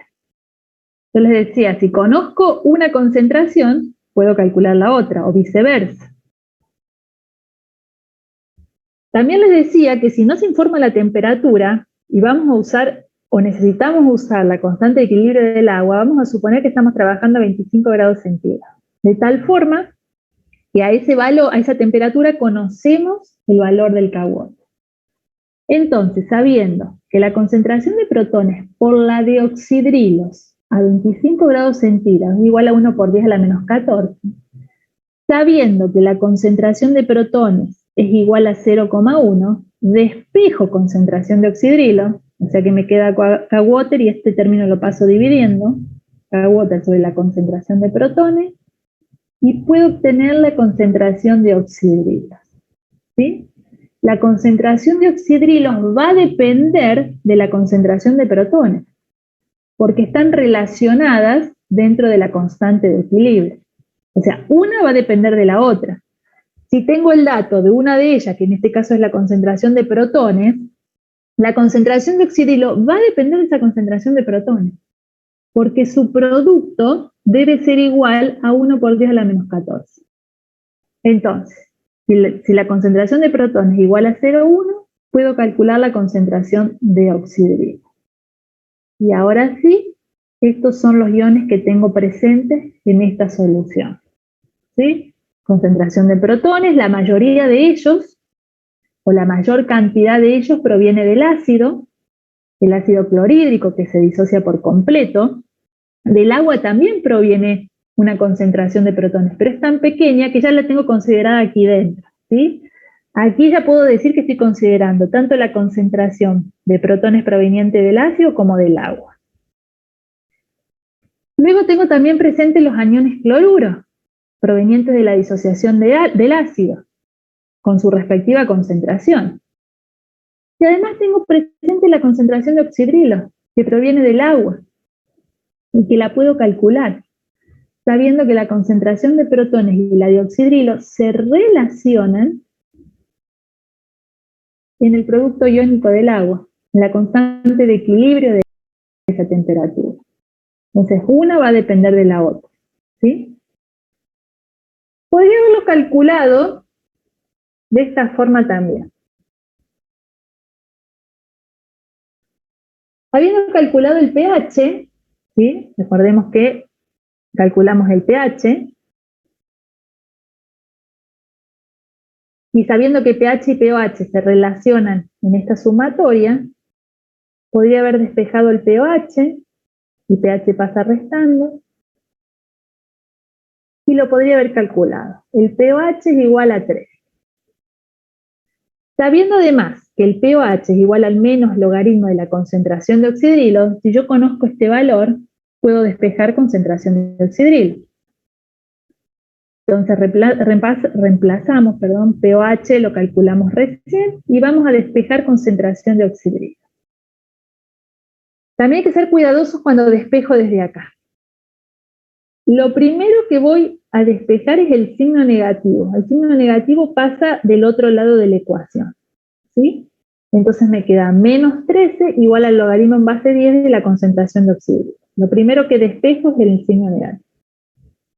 Ahora voy a despejar el logaritmo en base 10 y cuando lo haga hacia el otro lado de la igualdad pasa como su inversa, ¿sí? Y la inversa del logaritmo es la base 10, ¿sí? Entonces va a quedar la base 10 elevado a la menos 13. Y a partir de allí puedo calcular la concentración de oxidrilo, que en este caso será igual a 1 por 10 a la menos 13 molar, ¿sí? Todas las concentraciones que despeje tanto del pOH como del pH son concentraciones molares. ¿Por qué? Porque si hacemos a la inversa para poder calcular el pH o el pOH, necesitamos tener previamente concentraciones molares, ¿sí? Si yo quiero calcular un pH, necesito la concentración de protones en forma de molaridad. Esa concentración tiene que ser una concentración molar, ¿sí? Acá puede calcular rápidamente el pH porque la concentración de protones ya estaba en molaridad. ¿Bien? Entonces, si ahora estoy haciendo al revés, estoy despejando una concentración del pH, esta concentración va a ser molar. ¿Sí? Entonces, de esta forma, utilizando la relación entre pH y pOH, o utilizando el valor del K-Water, puedo calcular la concentración de oxidrilo. Y repito, hay que ser cuidadoso y analizar bien el ejercicio, porque en ningún lado de la consigna dice o me da una idea de que también voy a tener presente oxidrilos. Sin embargo, sabiendo que es una solución acuosa, yo estoy viendo el ácido, acá no hay oxidrilo, pero es una solución acuosa, entonces no me tengo que olvidar que también voy a tener presente al agua, que se va a disociar de esta forma y va a ser la que provee los aniones oxidrilos que van a estar en esa solución. ¿Sí? Y podríamos justificar que dado que el pH es menor a 7, lo que indica, fíjense, si el pH es menor a 7, la concentración de protones es mayor que la concentración de oxidrilo. Por lo tanto, la solución es ácida. Tengo más protones que oxidrilo. La solución es ácida. ¿Sí? El pH va a ser lo que veíamos antes, un menos logaritmo de una concentración de protones mayor a 1 por 10 a la menos 7. Eso me indica que el pH va a ser menor a 7. ¿Está bien? Mayor concentración de protones que de oxidrilo, el pH es menor a 7 y la solución es ácida. ¿Sí? Bien, ahora sí, pregúntenme lo que haga falta. Si se han quedado con dudas, revisamos algo de lo que hemos visto.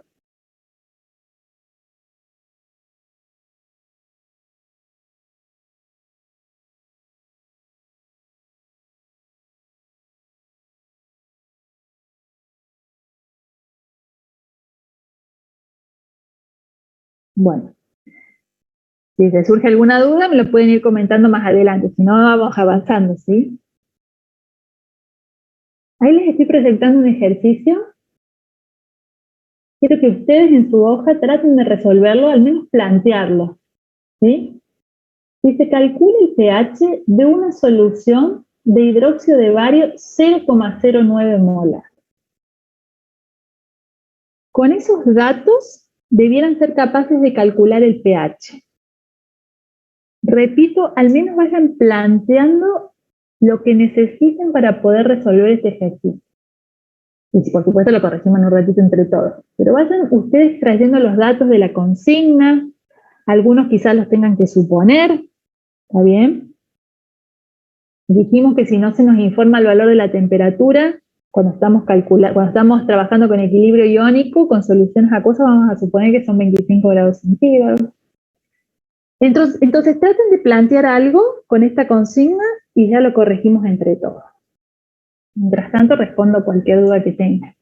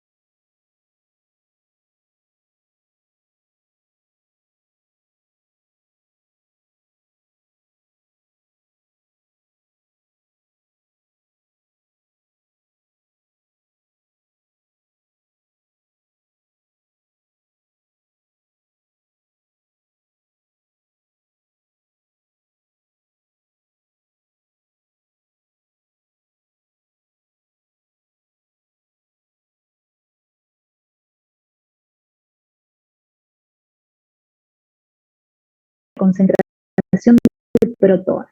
O sea que en definitiva lo primero que planteo es, si te quiero calcular un pH, necesito conocer la concentración de protones de alguna manera. Eso por un lado. Necesito con la concentración de protones para poder calcular el pH. Sigo analizando los datos. Dice que tengo una solución acuosa, por más que no lo aclare, voy a suponer que es una solución acuosa, formada entre el agua y una base fuerte. ¿Cómo me doy cuenta que es una base fuerte? Porque recuerden que las bases tienen presentes estos grupos oxidrilos. Los ácidos tienen presente el hidrógeno. ¿Sí? Entonces, tengo presente agua y tengo presente esta base fuerte. El agua se va a disociar parcialmente en protones y oxidrilos, y la base, como es fuerte, se va a disociar totalmente. ¿En qué? Si es una base, por un lado voy a tener los aniones oxidrilos, y por el otro lado voy a tener el catión, en este caso, el catión base. Tengo dos aniones oxidrilos, entre los dos suman una carga de -2, por ende, la carga del catión bario es de +2, ¿sí? El bario tiene 2 electrones de valencia, ¿no? De ahí que viene esta carga, ¿sí? El bario tiene 2 electrones de valencia que lo cede y puede formar este catión con carga +2. Por eso, para compensar las cargas, se necesitan 2 aniones oxidrilos, ¿sí? ¿Está balanceada esta ecuación? Sí lo está. Del lado de los reactivos tengo un átomo de bario, del lado de los productos tengo un ion bario. Tengo dos grupos oxidrilos, o podríamos decir tengo dos oxígenos del lado de los reactivos, también los tengo en los productos, y dos hidrógenos del lado de los reactivos, tengo lo mismo, la misma cantidad del lado de los productos. O sea que esta reacción está balanceada. Por cada mol de hidróxido de bario que tenga, cuando se disocie, voy a tener un mol de cationes y 2 moles de aniones. Fíjense que en esta disociación no tengo la misma cantidad de cationes y que de aniones. De aniones voy a tener el doble que de cationes. ¿Sí? Lo estoy viendo en los coeficientes estequiométricos. Por cada mol de cationes que se obtenga, voy a tener 2 moles de aniones, el doble de aniones. Entonces, si la cantidad inicial de hidróxido de bario, que es dato, es igual a 0,09 molar, o sea, 0,09 moles de hidróxido de bario en un litro de solución. Vamos a suponer que tengo un litro de solución, tengo 0,09 moles de hidróxido de bario. Les pregunto, ¿cuánto voy a tener de cationes y cuánto voy a tener de aniones en esa solución?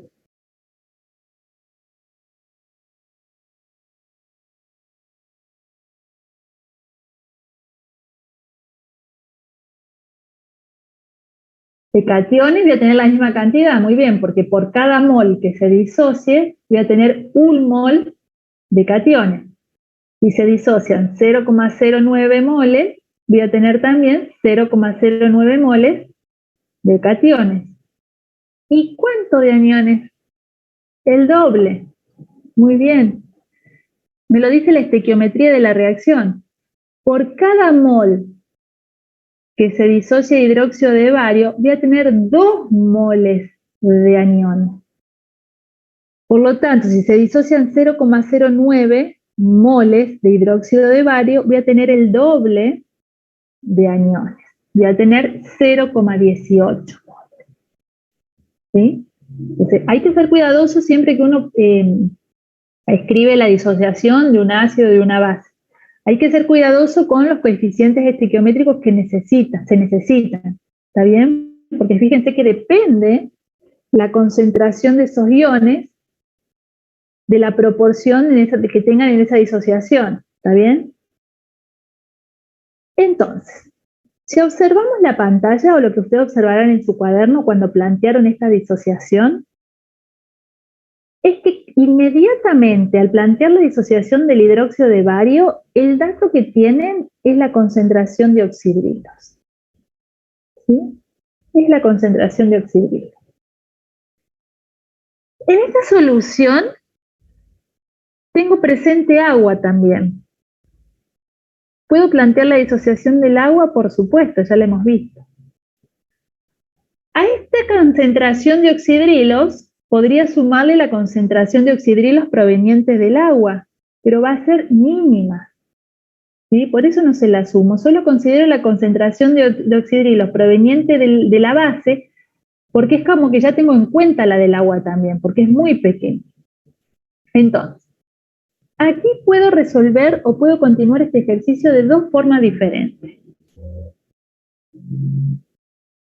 En principio, ustedes podrán hacerlo de tres otras formas, ¿sí? Yo les voy a mostrar dos. Podría decir, bien, si conozco la concentración de oxidrilos, puedo calcular el pOH. El pOH es el menos logaritmo base 10 de la concentración de oxidrilos. Entonces, reemplazo concentración de oxidrilos por 0,18 y calculo el pOH. Sabiendo que el pH más el pOH se relacionan en esta sumatoria,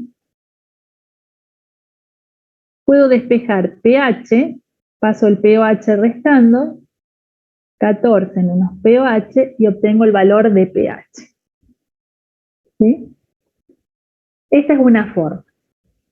Tengo una base fuerte que se disocia y aporta a esta solución concentración de oxidrilos. Con esa concentración de oxidrilos rápidamente puedo calcular un pOH. Luego, sabiendo que pH y pOH están relacionados, podría calcular el pH. Esta es una forma. Antes de ver la siguiente, analicemos qué me indica este valor de pH. ¿Cómo va a ser esta solución? Acuosa de hidróxido de bario. ¿Básica, neutra o ácida? Básica. El pH es mayor a 7. La concentración es básica. Cuando compare las concentraciones de oxidrilo y de protones, vamos a corroborar que si la solución es básica, la concentración de oxidrilos va a ser mayor que la de protones. ¿Sí? Esta concentración de oxidrilos tiene que ser mayor a la de protones para que pueda corroborar que ese valor esté bien, ¿sí? Que sea mayor a 7. Entonces, esta es una de las formas de calcular el pH. Otra forma, no se las escribí. Bueno, otra forma podría haber sido la siguiente. Una vez que tengo la concentración de oxidrilo, utilizo el K-Water, ¿sí? Sabiendo que como tengo agua presente, la concentración de oxidrilo y la concentración de protones están relacionados en la constante de equilibrio. Si yo tengo la concentración de oxidrilo, la concentración de protones va a depender de esta concentración de oxidrilo. Por lo tanto, concentración de protones por 0,18, que es la concentración de oxidrilo, va a ser igual a 1 por 10 a la menos 14. Despejo concentración de protones ahí y calculo el menos logaritmo de esa concentración y debieran llegar al mismo valor. ¿Sí? No sé si alguno de ustedes la calculó a partir del K-Water. Si lo hicieron, vamos a corroborar el valor, debiera darnos lo mismo. De hecho, el valor que han calculado de concentración de protones tiene que ser menor a este 0,18 molar, ¿sí? Lo que nos permite autocorregirnos, además, esta parte donde decimos que la solución es básica porque hay mayor concentración de oxidrilo que de protones. ¿Está bien? Bien, alguno lo calculó de esa forma, está perfecto también. Esta es una manera que les muestro, ¿sí?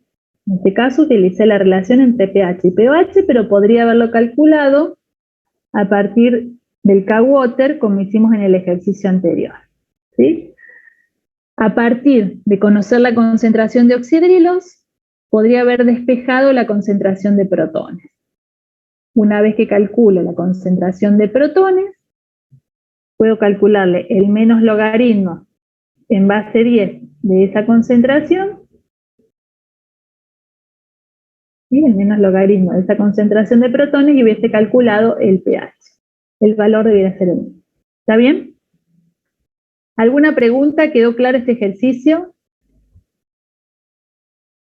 Este ejercicio entonces tienen que trabajar mucho sobre la disociación, ¿sí? E interpretar las concentraciones de esos iones en solución. ¿Por qué tengo el doble de aniones respecto a los cationes? Eso depende de la estequiometría de la reacción, ¿sí? Entonces, una vez que puedo determinar la concentración de los iones, me interesa la de oxidrilos porque, por ejemplo, en este caso calculé el pOH, ¿sí? Pero este ejercicio, si hay alguna dificultad, la dificultad está en realidad en plantear bien esta disociación. ¿Está bien? El resto es trabajar con los datos por uno u otro camino de tal forma de calcular el pH. Que analizándolo al valor de pH, comparando las concentraciones de protones y oxidrilos, voy a poder determinar si la solución es ácida, básica o neutral. ¿Sí? Bien. Ay, no voy a ir para atrás. Bien. Dice este ejercicio. Una solución de ácido clorhídrico 0,3 molar posee un pH de 0,523. Justifique cómo se determina ese valor, cuál es la concentración de aniones oxidrilos de la solución, y vamos a responder el inciso C si se trata de una solución básica, ¿por qué? Entonces, como tenemos una solución acuosa de ácido clorhídrico, sabiendo que el ácido clorhídrico es un ácido que se disocia por completo, lo primero que podríamos plantear es la disociación de ese ácido. ¿Sí? El catión tiene carga más 1, el anión carga menos 1, reviso el balance de la ecuación, un átomo de hidrógeno, uno de cloro, uno de cloro. En principio, ya puedo empezar a trabajar con las concentraciones. Por cada mol que se disocie del ácido clorhídrico, como veíamos antes, voy a tener un mol también de cationes y también un mol de anión. O sea que si tengo 0,3 moles, voy a tener la misma cantidad de cationes y la misma cantidad de anión. ¿Sí? A partir de aquí, traten ustedes de plantear algo de tal manera de justificar por qué el pH es igual a 0,523, cómo podrían justificar este valor de pH, y además vamos a determinar la concentración de oxidrilos presentes para luego justificar si se trata de una solución básica, ácido neutro, y por qué. ¿Sí? Traten ustedes otra vez de analizar un poquito los datos que tienen, que podrían plantear.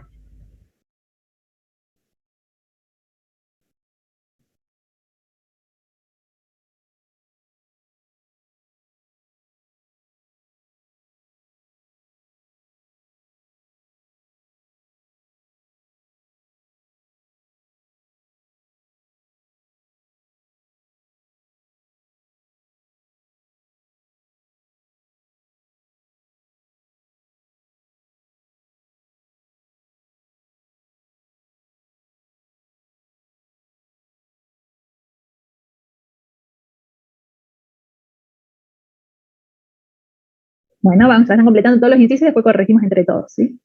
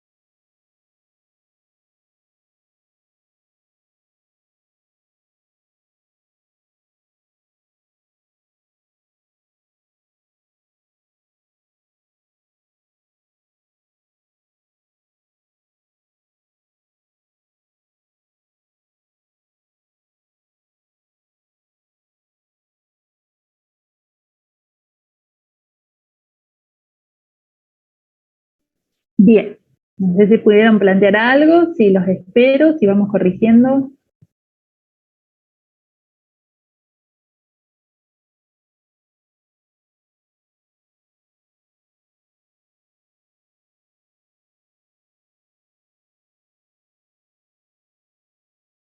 Bien, entonces dado que tengo una solución acuosa, donde tengo como les decía antes, el ácido clorhídrico presente, de su disociación voy a tener una concentración de protones. Del agua, al disociarse parcialmente, también voy a tener una concentración de protones, pero muchísimo menor, ¿sí? Por lo cual, en esta concentración ya puedo considerar que le sumé la concentración de protones proveniente del agua. Entonces, si tengo el dato de la concentración molar de protones, reitero que para calcular un pH o un pOH, las concentraciones tienen que ser molares. Las concentraciones de protones y de aniones oxidrilos tienen que ser molares. Bien. Como en este caso es una concentración molar, ya puedo calcular el pH. Lo voy a calcular como el menos logaritmo en base 10 de 0,3, como decía un compañero recién, y allí justifico este valor obtenido. ¿Sí? Este valor obtenido lo puedo calcular conociendo la concentración de protones proveniente de la disociación del ácido clorhídrico. ¿Sí? Ahora dice el inciso B, ¿cuál es la concentración de oxidrilos de la solución? Posiblemente hay dos, más formas de calcularla, ¿está bien? También les reitero esto, acá tenemos unos minutos, cuando trabajamos con Candelario, etcétera, y por ahí se los mostramos de una única forma, ¿eh? No significa que ustedes tienen que ajustarse a esta manera de resolverlo, al contrario, una vez que ustedes tienen claros los conceptos, la idea, después pueden surgir múltiples formas de calcularlo, ¿sí? Para calcular la concentración de oxidrilos, bien.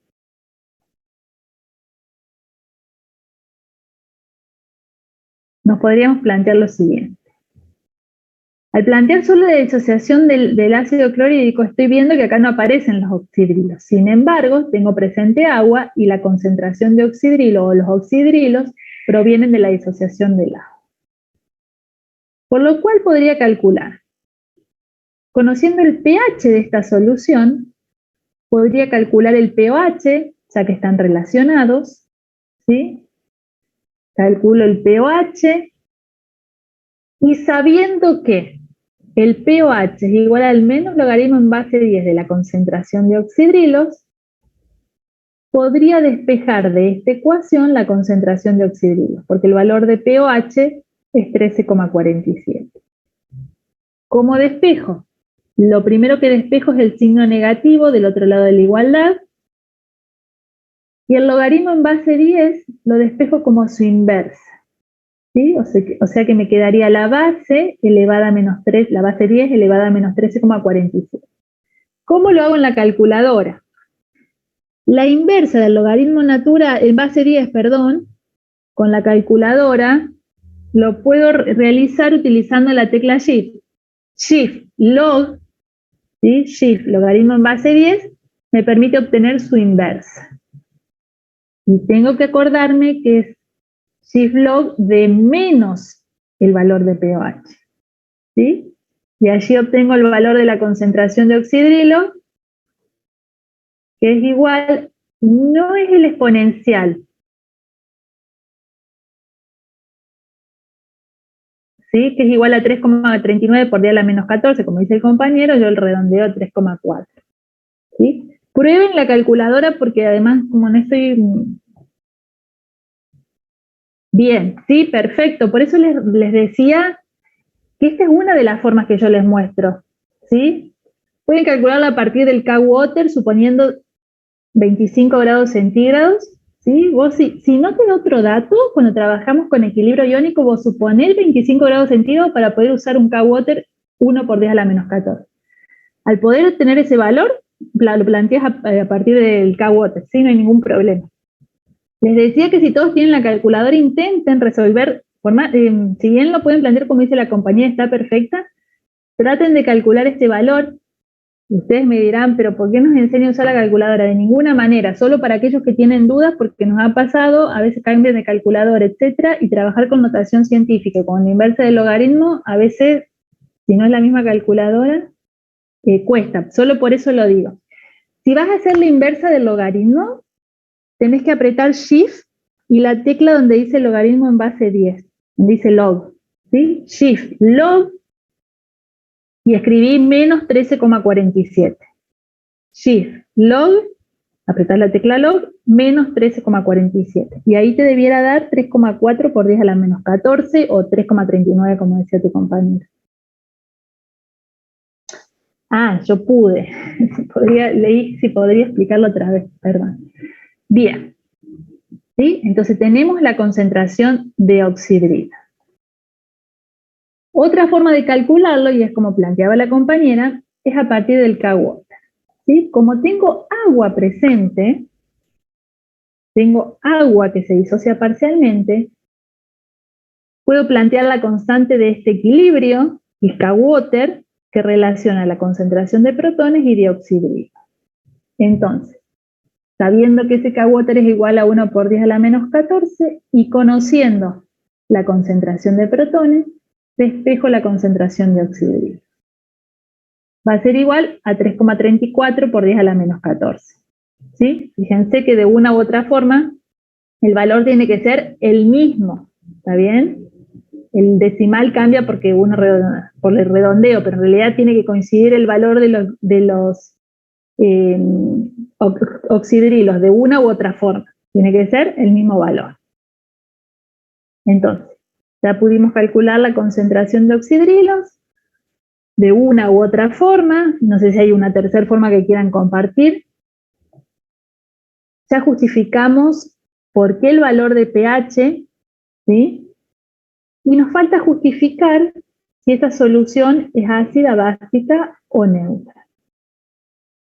En primera instancia pudimos calcular, o sabiendo, porque en realidad ya conocíamos el valor del pH, desde este valor, haciendo el análisis que es menor a 7, podemos justificar que es ácida, porque en esta solución la concentración de protones es mayor que la de oxidrilos, por eso es ácida, y por eso el pH es menor a 7. La concentración de protones, que es 0,3, es mayor que la de oxidrilos, ¿sí? Por eso la solución es ácida. Tengo más protones que oxidrilos en esta solución. ¿Está bien? ¿Alguna pregunta, alguna complicación con la calculadora? ¿Otra forma que quieran compartir de cómo lo calcularon?